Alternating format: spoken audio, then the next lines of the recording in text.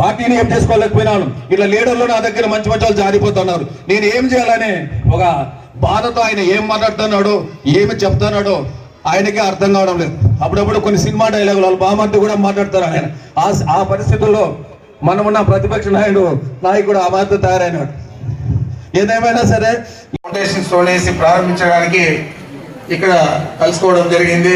చాలా సంతోషం. ఇంతమంది ఆలస్యమైనా కూడా వేచి ఉండడము. మీకంతా కూడా తెలుసు, ఈ హాస్పిటల్ మనం అనుకున్నంత అభివృద్ధి సాధించలేదు. ఇక్కడ పనిచేసే డాక్టర్లు కానీ పూర్తి స్థాయిలో ఉండడం లేదు. అదేవిధంగా నర్సులు ఇక్కడ లోకల్గా ఉండే వాళ్ళు ఇక్కడే ఉంటారు, పని చేస్తారు అనుకుంటే వాళ్ళని తీసుకొస్తే కూడా కుర్చీల కోసం వాళ్ళు కొట్లాడుకునే పరిస్థితి ఏర్పడింది. మరి ఆ విధంగా ఉంది కాబట్టి ఈరోజు దాని మీద ఒక స్పెషల్ ఫోకస్ పెట్టి ఈ అభివృద్ధి కార్యక్రమాలు చేసేదే కాకుండా కొత్తగా కూడా డాక్టర్లు వీళ్ళందరినీ కూడా తీసుకొచ్చి దీన్ని కూడా మనం మంచి స్థాయిలో తీసుకురావాలని చెప్పి ఆలోచన చేస్తే ఈరోజు చంద్రశేఖర్ రెడ్డి గారు కూడా రావడం జరిగింది. తప్పకుండా వారి ఆధ్వర్యంలో మనకు కావాల్సిన మెడికల్ డాక్టర్స్ కానీ పారామెడికల్ స్టాఫ్ కానీ అందరినీ కూడా పూర్తి స్థాయిలో ఇవ్వడం జరుగుతుంది. ఈ హాస్పిటల్ను అన్ని విధాలా అభివృద్ధి చేయడానికి మీరందరూ కూడా మన వైఎస్ఆర్ పార్టీ అక్క చెల్లెలకు అందరికీ కూడా నమస్కారం తెలియదు. వైఎస్ఆర్ పార్టీ కార్యకర్తలు అందరూ కూడా ఒక బాధ్యతను ఎత్తున పెట్టుకోవాలని ఎలక్షన్లు ఎట్లా కష్టపడ్డారో ఇప్పుడు వచ్చే ఈ పెన్షన్లు కానీ హౌసింగ్ కానీ రేషన్ కార్డులు కానీ ఇవి కూడా ఎలక్షన్లు ఆ రకంగా మీరు కూడా ఉద్యోగస్తులు సహకరిస్తూ ఎవరికైతే రాలేదు అర్హులు ఎవరికైతే రాకుండా ఉన్నాయో 999 వచ్చి ఒకటి రాకంటే కూడా చెడ్డ పేరే. ఆ చెడ్డ పేరు తెచ్చుకోకుండా ఆ బాధ్యత మన మీద ఉందని అగ్గే మహిళలు కూడా చాలా లోతుగా మీకు తెలుస్తుంది ఏ ఇంట్లో ఏం జరుగుతుంది ఏ ఇంట్లో ఏం జరగలేదు అని.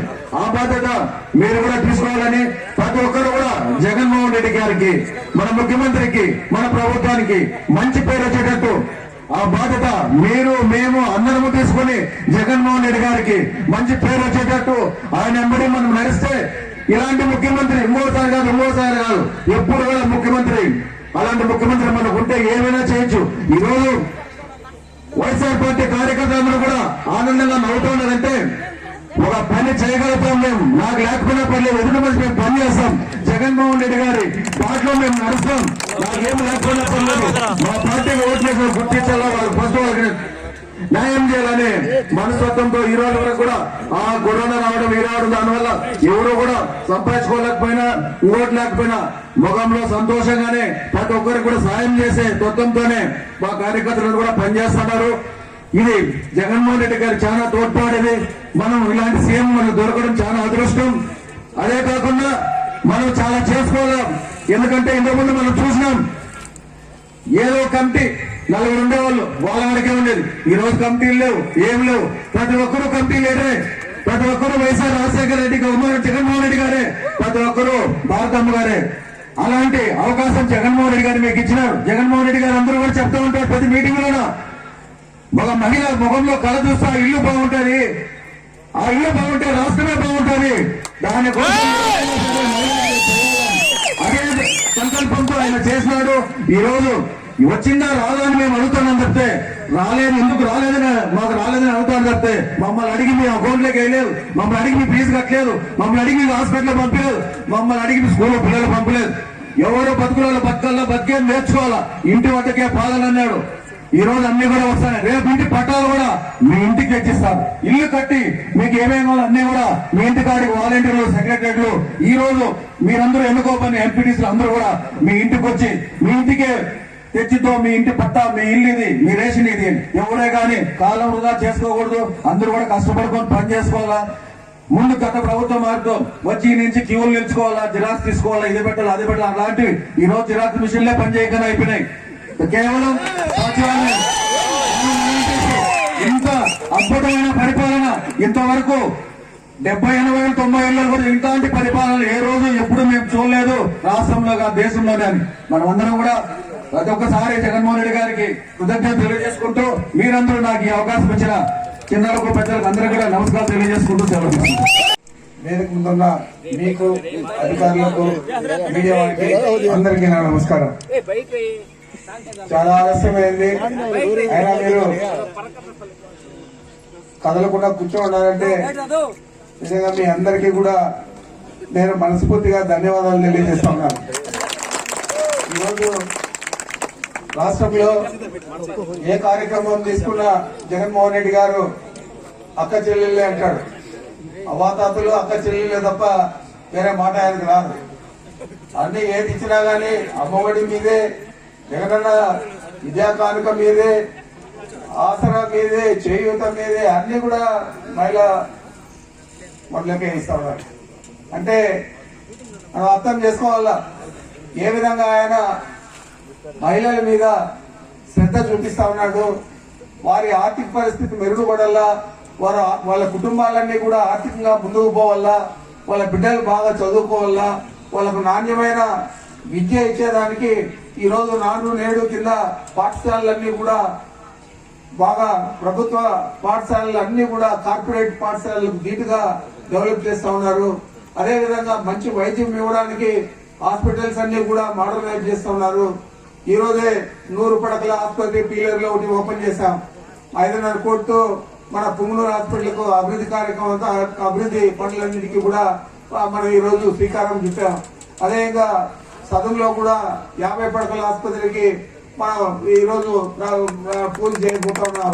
మరి ఈ విధంగా చూసుకుంటే వైద్యము, విద్య, ఆరోగ్యము, కుటుంబ పరిస్థితులు, ఆర్థిక పరిస్థితులు అన్ని కూడా బేరీజ్ చేసుకొని మహిళలు అయితేనే వాళ్ళు చక్కగా ఆర్థిక రంగంలో వాళ్ళందరూ కూడా జాగ్రత్త వహించి చేస్తారు.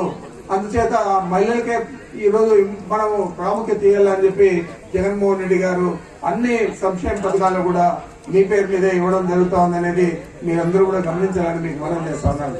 ఈ రోజు మనం పట్టాలు ఇస్తా ఉన్నాం. ఈ పట్టాలకు ఎన్నిసార్లు చంద్రబాబు నాయుడు కోర్టుకు వెళ్లి మన స్టేలు తెప్పించాడు వారికి కావాల్సిన మనుషులతో అనేది మనం ఒకసారి ఆలోచన చేస్తే మన ప్రభుత్వంలోకి వచ్చిన 3 నెలల్లోనే ఈ పట్టా కార్యక్రమాలకంతా కూడా, ఆ ఇంటి పట్టాల కార్యక్రమానికంతా కూడా మన ముఖ్యమంత్రి ప్రీతం నాయకుడు జగన్మోహన్ రెడ్డి గారు శ్రీకారం చుట్టారు. చుట్టిన తర్వాత ఆ రోజు నుంచి 7 సార్లు 8 సార్లు డేట్ ఇచ్చాడు, పలాంటి రోజు పట్టాలు ఇస్తాము అని. ఆ రోజంతా కూడా మళ్ళా పోయి ముందే రోజే కోర్టులో స్టే తేవడం. ఈ విధంగా ఈ లాస్ట్ నిన్నటి రోజు దాదాపు 30,50,000 మందికి ఈ రాష్ట్రంలో ఉన్న మహిళా మండలందరికీ కూడా ఇంటి పట్టాలు ఇవ్వడం జరిగిందని చెప్పి మీకు మనం చేస్తా ఉన్నాను. అందులో భాగంగానే ఈ రోజు మన మండలంలో కూడా దాదాపు 2,450 పట్టాలు ఈ రోజు మనం ఇస్తా ఉన్నామని కూడా మీకు మనం చేస్తా ఉన్నాను. మరి ఇదంతా కూడా నేను ఎందుకు చెప్తా ఉన్నానంటే మన నాయకుడు, మన ముఖ్యమంత్రి జగన్మోహన్ రెడ్డి గారు ఏ చేసినా కూడా మహిళలకు చేస్తే వాళ్ళు దాన్ని చక్కగా కాపాడుకుంటారు. మహిళలకు చేస్తే మహిళలంతా కూడా వాళ్ళ బిడ్డలను మంచి చదువుకునే దానికి ప్రోత్సహించి బడికి పంపుతారు. కాబట్టి ఈ రోజు అన్ని సంక్షేమ పథకాలు మహిళలకి ఇస్తున్నాడు. అన్ని సంక్షేమ పథకాలు ఇచ్చేదే కాకుండా మీ అభ్యున్నతికి పాటుపడడానికి ప్రత్యేకంగా ఆయన అనేక చర్యలు తీసుకుంటా ఉన్నాడు. ఆ చర్యల్లో భాగమే ఈ రోజు ఈ పట్టాలు ఇవ్వడం కానీ, పట్టాలు ఇచ్చేదే కాకుండా ఈ సంవత్సరం అంటే ఈ నిన్నటి రోజే ప్రారంభించాడు.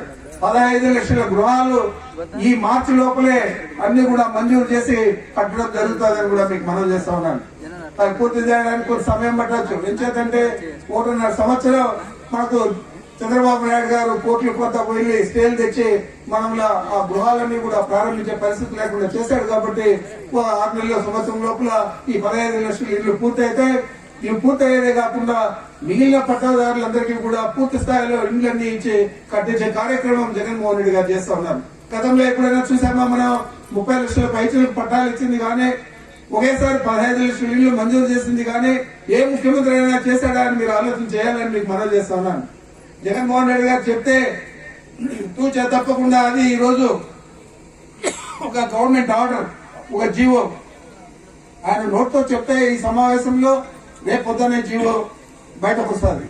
ఆ విధంగా పరిపాలన చేస్తా ఉన్నాడు. పరిపాలన సౌలభ్యం కోసం ఈ రోజు పిల్లలు ఏదైతే పాపం మోసపోయారో, బాబు వస్తే జాబ్ వస్తుందని చెప్పి వారందరూ కూడా ఓట్లేసి ఆ రోజు అధికారం చేసే చంద్రబాబును ఆ బాబు వచ్చిన తర్వాత ఉండే జాబులు కూడా 3 లక్షల దాకా కాంట్రాక్ట్ ఉద్యోగులందరినీ కూడా తొలగించిన ఘనత చంద్రబాబు నాయుడుకి. అదే జగన్మోహన్ రెడ్డి గారు వచ్చిన 3 నెలల్లోనే గ్రామ సచివాలయాలు, మున్సిపాలిటీల్లో వార్డు సచివాలయాలు తీసుకొచ్చి 1,26,000 మందికి ఉద్యోగాలు ఇవ్వడం జరిగింది. మొదటి దఫా. రెండో దఫా 16,000 ఇవ్వడం జరిగింది. ఈ మధ్య ఇవి కాకుండా వాలంటీర్లు అన్ని కలిపితే 4 లక్షల ఉద్యోగాలు 3 నెలల్లో ఇచ్చాడంటే మనం ఆలోచన చేయాలా. ఏ విధంగా యువత మీద ఆయన ప్రేమ చూపిస్తా ఉన్నాడు, ఏ విధంగా పరిపాలన సౌలభ్యం కోసం ఈ సచివాలయాలు తీసుకొచ్చాడని చెప్పి మీకు మనవి చేస్తున్నా. మీరు చూస్తా ఉంటారు, ఈ రోజు గ్రామాల్లో రైతుల కోసం రైతు భరోసా కేంద్రం కడతా ఉన్నారు. గ్రామంలో ఆరోగ్యం కోసం అక్కడే హెల్త్ క్లినిక్ కడతా ఉన్నారు. వాళ్ళ కోసం అక్కడే బల్క్ మిల్క్ కూలింగ్ సెంటర్స్ కడతా ఉన్నారు. బిఎంసీలు అక్కడే సచివాలయాన్ని కడతా ఉన్నారు. ఇన్ని బిల్డింగ్లు అన్ని కూడా ఒక్కసారిగా మొదలుపెట్టి చేస్తా ఉన్నామంటే పర్మనెంట్ గా అందరూ కూడా గ్రామంలో ఎంఆర్ఓ ఆఫీస్ కో ఎండిఓ ఆఫీస్ కో యువ ఆఫీస్ కో పోయే పని లేకుండా గ్రామ సచివాలయంలోనే అన్ని పనులు చేసుకోవాలా అనే ఉద్దేశంతోనే ఈ రోజు ఇవన్నీ కూడా చేస్తా ఉన్నామని చెప్పి మీకు మనవి చేస్తా ఉన్నాను. మీరు చూస్తా ఉన్నారు, గతంలో చూసాము, ఏదైనా 6 నెలలకు ఓ రోజు జన్మభూమి సభ జరిగితే అక్కడ వచ్చి పొద్దున్న నుంచి సాయంత్రం దాకా ఉంటే ముస్లింగా ఎప్పుడో ఒకప్పుడు వచ్చే అధికారులు ఆడ పెన్షన్లు ఇచ్చేవారు. ఈరోజు 1వ తేదీ అయితేనే పొద్దున్నే 5 గంటలకు మొదలవుతుంది పెన్షన్ల పంపిణీ కార్యక్రమం. సాయంత్రానికి 97-98% ప్రతి 1వ తేదీ ఇస్తా ఉన్నామంటే ఈ ఘనత జగన్మోహన్ రెడ్డి గారిది కాదా అని నేను అడుగుతా ఉన్నాను. ప్రతి విషయంలో కూడా వివక్ష లేకుండా, కులం చూడడం లేదు, మతం చూడడం లేదు, ఈ పార్టీకి ఓట్లేసారా లేదా చూడడం లేదు. మీరు ఓట్లేసినా ఎక్కిపోయినా మీరు అర్హులైతే నేను అన్ని సంక్షేమ పథకాలు మీకు ఇస్తానని చెప్పి పదే జగన్మోహన్ రెడ్డి గారు అన్ని సమావేశాల్లో కూడా చెప్తా ఉన్నారంటే దానికి ఎవరు రికమెండ్ చేస్తే ఇస్తా ఉన్నారు? అవన్నీ ఈ రోజు ఉన్నాయని అడుగుతా ఉన్నాను. ఈ రోజు ఆ జన్మభూమి కమిటీ సభ్యులు లేరు, ఆ జన్మభూమి సభలు జరగవు, 6 నెలలకు ఒకసారి పెన్షన్లు ఇచ్చే పరిస్థితి కూడా లేదు.